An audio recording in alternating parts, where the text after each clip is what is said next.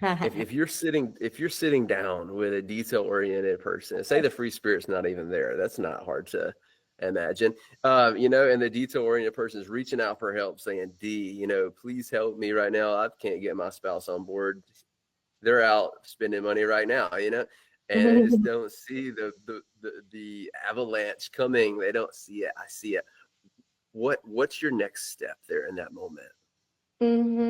Okay, so they come to me with that. It's so funny because I realized recently when I was talking to some other people that oftentimes what people coming to me think that they need is, and they might say it, if only my partner would change. And what I'm going to say is, if only the two of you could learn to talk and talk in the right way. That's good. That's powerful. And Yeah. so many people, when they get into a relationship, I hear them all the time saying, well, you know what? I can change them. This is a project I can work on. Yeah. Um, when in reality, in a relationship, you don't change the person. However, both people change a little bit. Mm-hmm.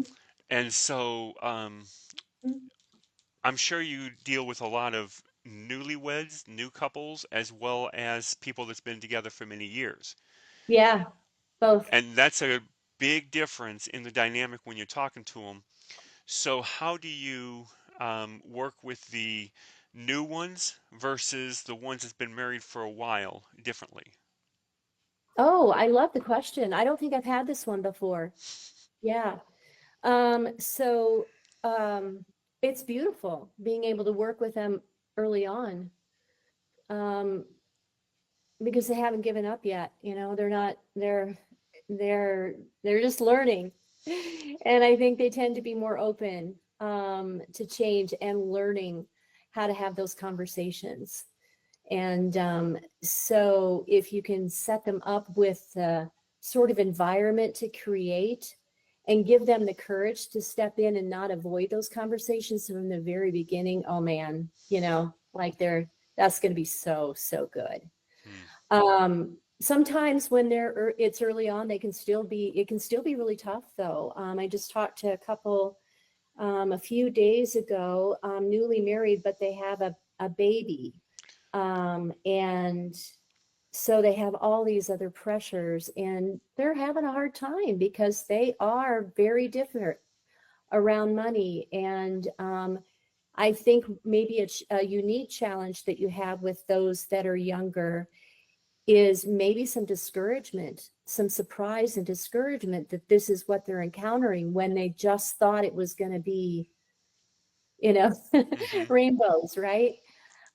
So I think for them, especially encouraging them that this is normal, that Mm-hmm. there's nothing wrong with your relationship, that you have a love and a reason to be together, and this is normal, but it's okay. Mm-hmm. Yeah. Well, and Now the ones, yeah, go ahead. you brought up newlywed with a child. Now, I know with a child, Hmm. I'm very tight with my finances. I don't really spend much on me, but anything my child wants, they get. Especially when you're a new parent, you want to Hmm. spoil your kids. Now, when Yeah. you've had a couple, you're a little different, but those newlyweds, they're with a fresh baby, Yeah. how do you help them so they don't blow anything to their kids and spoil Yeah. them? Yeah. I think it's a values talk.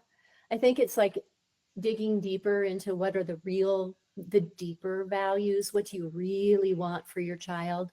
What do you really want for your family? Kind of bringing that perspective in so that it's not just about the short term and the here and now and getting the toy that will, make them happy in the moment, that kind Mhm. of thing.